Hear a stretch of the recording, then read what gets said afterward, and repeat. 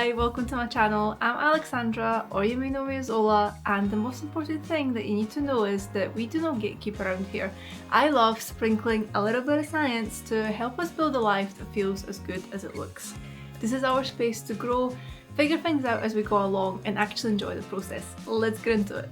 First of all, Happy New Year! I honestly can't believe that we are in 2026, but before we even get into the swing of things, I just want to say I hope you had the most lovely festive period and that you feel fully rested and recharged, because 2026 is going to be huge. I just feel it in my bones that 2026 is going to be such a transformative year for us. And I wanted to start off this year feeling like I am not just in control, but I just feel at peace. And this is why we're doing the New Year reset in January, and we're going to spend the whole month just setting up the foundation for the year, rather than rushing and trying to get everything done in the first week of January and then acting as if this is a sprint to get everything done and like ticked off your to-do list and your goal list by the end of January. Because 2026 is a marathon and it's definitely not a sprint, and there's no pressure for us to rush through everything. Now, this is actually the first year where I feel like I'm not dreading putting the Christmas decorations away and like resetting for the new year. The last few times I have essentially like lived in the future, and I was already preparing everything for the year ahead, and I wasn't really living in the present, which is why I think that festive recharge and that kind of festive limbo has done me a lot of good, because I slept for longer than I usually would. I would have like proper lie-ins and just like chilled and like did what I thought was good for me, not what I thought would be like good productivity wise. And I actually look forward to putting everything away from Christmas. Like, I feel like that period's now done for me, and I'm ready to, start off the year and just bring that kind of new year energy in. I also want to say that if you're not quite ready to put your decorations away, that is also okay, because last year I felt really sad putting my Christmas decor away. And for people that live in Europe, it's very normal to actually put your Christmas tree away after the 6th of January. Now, this is very typical for some countries like Poland, Spain and Germany, because the 6th of January is a bank holiday where we celebrate the Three Kings, or the Epiphany, where the three wise men come visit baby Jesus. And generally speaking, this is also a time, for example, in Poland, where you would have someone coming from like the clergy to like bless your house for the new year, and you wouldn't put your Christmas decorations till essentially after that day. And fun fact, in Spain, for example, they like to exchange their gifts on the 6th of January. I have a Spanish friend and she always does this every single year, and she tries to stay for her Christmas break right until after the 6th so she can spend that time with her family. So if you're not ready to put your Christmas decorations away, that is okay. You're basically just acting like a European. So we're going to tackle the living room first, and this lovely tree needs to get put away.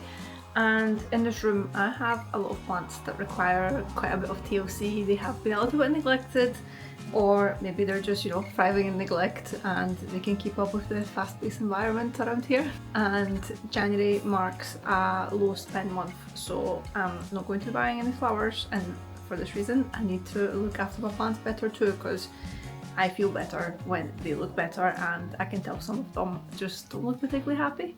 Let's touch on the most important aspect of the new year, our mindsets. In the context of neuroscience, our early experiences in a new phase often act as priors that shape what the brain expects will happen next. Now picture this. January comes around and you feel the urge to overhaul your whole life. We often unconsciously train the brain to believe that change requires intensity, that if it's not happening fast, it's failing, and that motivation should always feel high. Unfortunately, these beliefs can easily become self-fulfilling. When reality doesn't meet those expectations, the brain withdraws effort and interprets normal difficulty as evidence of personal failure. Effort and motivation drops, and disengagement follows. Now, to our advantage, January leverages the fresh start effect, which is a temporal landmark that increases optimism and goal adoption. However, we need to be a little careful with the context we use it in. Optimism without structure can create unrealistic prediction errors, and our brain actually thrives on predictability. Dopamine naturally drops when novelty fades, and we need dopamine to support the overall change process. When consistency starts to feel harder than expected, guilt often creeps in. Not because we've failed, but because expectations were unrealistic to begin with. Behaviour slips can then feel like an identity threat, and we all know that guilty, heavy feeling when things don't go the way we planned. This is where a transformation focused mindset helps. Instead of demanding change, it encourages creating systems that allow you to build a life that feels as good as it looks.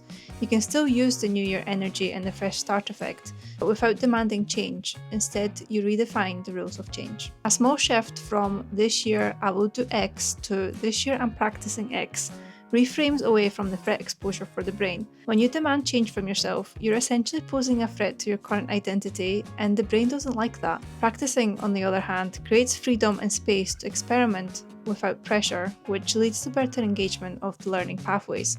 The brain feels like it's learning and is not being judged. I was very guilty of putting so much pressure on myself that I developed chronic eye twitching for most of 2025, and it all started back in January last year when I introduced a lot of changes and tried to make everything perfect. Not because I wasn't capable, but because I was constantly operating under pressure. Many of us try to make January the most disciplined month of the year, but from a neural adaptation perspective, that's actually quite backwards. The brain needs some time to adapt to what we're asking of it. A gentler approach is viewing the year in segments. So for example, January for calibration and laying foundations, February and March for consolidation, and then the later months will eventually build that momentum that we're after. This respects how plasticity unfolds over time. So we're just having a wee break for lunch, and I'm having something called gołąbki. If you were to translate that like for like from Polish to English, it would be called doves. As to why they're called that, I'm not really sure, but they're essentially like little parcels filled with mincemeat, rice, and they're wrapped up in cabbage. You cook them off slowly and then you serve them with like a really rich tomato sauce. So let me just cut open into these. Whenever I describe any Polish food, it honestly sounds not as nice as it actually tastes, but there you go. So they're filled up. They're really like kind of compact. Yeah, when I was younger, this was like my favourite meal as a wee girl. And also white top and cream trousers plus tomato sauce. Kind of asking for a little bit of trouble here. So we're going to move on to my plants, and I have a lot of succulents along like my windowsill. Some of them need quite a bit of TLC, particularly the moonstone and this little one. I am actually going to start over with them, and I'll take some cuttings and then we'll like literally start those plants off from scratch because they're not happy, they're not getting enough light. I don't know if I've potted them off wrong as well, they're just growing really weird. They shouldn't be growing down the way, they should be growing up the way. So yeah, I mean succulents are very forgiving in a way because you can literally just take a part of them and then they'll just grow you a whole new plant. And this is also the case for plants like string of hearts. So for example, I have a big one here. There it is, and it's been growing for a long time. It's actually been wrapped around the top several times now. When it comes to string of hearts as well, they're not plants that like will live forever sort of thing, so you do need to propagate them. I think they last a few years and then you need to essentially propagate another one from the mother plant, and then you just kind of repeat the cycle because it won't live for as long as, like, for example, a succulent would. Or I think the correct term is evergreen. What I'm essentially trying to say is that January is a trial period. It's a time to reflect on the year before and understand where we lack structure rather than rushing into the next thing. We're constantly seeking novelty, yet time feels like it's passing faster than ever, especially now that so much of our attention is being pulled by devices. When we become outcome obsessed, aka once I get to this stage or when I reach destination X, attention collapses into the future and the present becomes something to get through rather than something to experience. Memory encoding becomes sparse and later it can feel like time has disappeared without us really knowing what happened. That's why a transformation-focused mindset matters. You start focusing on how you're changing, not just when you arrive to the set destination. It will anchor the brain to the present, essentially creating the attention gateway to memory, which is the substrate of felt time. And now it's time to deal with the succulents that are not looking too happy. So yeah, they have been watered, they're just not having the best vibes at the moment. So what we're going to do is we're going to take some buds off them and gonna let them dry out for the next 3 to 4 days, and then we're going to plant them. So for this one, I'm going to just literally take the little heads off. There we go, one's there. And I'm going to take that wee head off as well. And I'm going to take this one off as well. So that's going to be essentially like 3 plants, which again, like, do I need more? But some of them will go to my friends and family. And there's a wee baby one, look how cute, so cute, teeny tiny. With this one you can literally just take the leaves off and they will grow a brand new plant. So I'm going to take 1, 2, 3 very healthy ones. Now it actually pains me having to bin them, but they're not growing properly and they're not happy, so yeah, they're gonna have to just start off a new life, a new era. So given that these ones are dried at the back, I'm just going to pop them in like a little tub filled with water and just let them grow out some roots. Now with these ones, they've got a little bit of like almost juiciness at the top. If they scab over, that's when they'll be ready to pop into soil. And now it's time for my string of hearts. I say beloved, but I've not been looking after it too well. As you can see, it's quite long and it's just growing very laggy, but it's got plenty of air tubers. Now these little air tubers, if you pop them into water, they will start growing roots and then you can just get a new plant. And this is what we've ended up with. I literally just caught all the strands that look the best and pop them into a vase. Now I'll leave them in there for about 2 weeks. I'll refresh the water every so often. I've got a tiny little glass also filled, or I'm due to fill with water, but I'm waiting until the boiling water kind of cools off, and then that is it in terms of plant care. I know quite a few of them need repotted, but that's not for today. So this January, I'm redefining how I approach my goals. I'm not designing a perfect year, I'm designing an intentional one. January has its own role, and for me that means gently getting back into routine before pressing the gas pedal later. I'm treating this month as a fun trial period to do things differently and to rewire systems without pressure. I always think that understanding the hows and whys helps us make better choices. Simply telling ourselves to be more present or to use time better doesn't mean much without understanding the intention behind it. And that's why I believe sharing systems and science-backed knowledge is so important, so we can truly build a life that feels as good as it looks. So that's all for today. As you can see, I didn't deep clean the whole house or reset my life in one day. As I've mentioned, I'm going to use January as a fun trial period to build lots of good foundations and structure without that kind of pressure to have everything figured out straight away. And I know the last thing we want to hear is that, you know, things take time, and at first it can be very frustrating. But change at first builds and then it snowballs. Now imagine if you got everything you wanted in 1 week, like all your goals met, all your outcomes, all that change.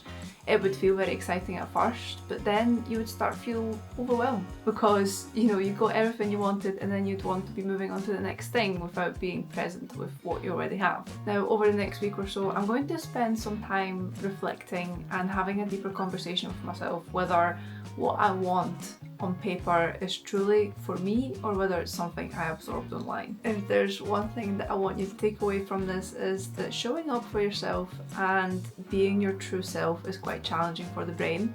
But once you let go and accept your unique self and the fact that there is literally no one else like you, you can start building something that's truly meant for you and not a version of life that you've seen online. Because how you spend your time matters, and how you speak to yourself matters, and most importantly, the mindset you carry through your days will shape the type of memories and how that time felt, and eventually how you will look back on your life. And I know that sounds super deep, but I think this time of the year is perfect to just slow down, reflect, and not rush to the next thing, and just, you know, be kind to yourself and gentle, and just don't feel like you need to overhaul everything to be at the destination that you want to be. Even though like this is probably the hardest thing to like grasp and get around, but focusing on that transformation and focusing on one day at a time is much more beneficial than, you know, already living in the future. And trust me, I speak from my own experience. I wished for so long for it to be 2026, and now that it's here, I wish I lived more in 2025. Thank you so much for watching, and the next few videos I'm going to focus on building those foundations, and one of them is having a good vision board, and of course using science to actually build a good vision board in the first place. I have a bit of beef when it comes to vision boards videos online anyway, because I feel like we've actually moved away from what the purpose of the vision boards are. But anyway, this is not for today's video. I hope you have a lovely week, and I'll catch you in the next one. Bye!